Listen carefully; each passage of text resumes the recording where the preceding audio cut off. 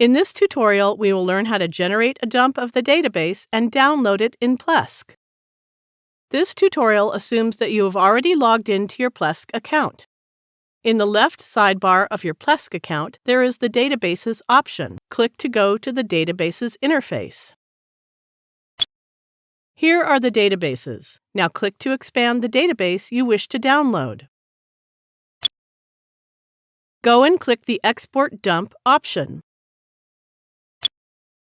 It gives an option to export the database backup under a certain folder. You can click the folder name where you wish to save.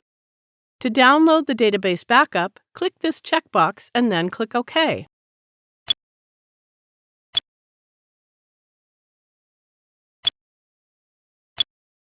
The generated dump has been downloaded on our computer. Thank you for watching.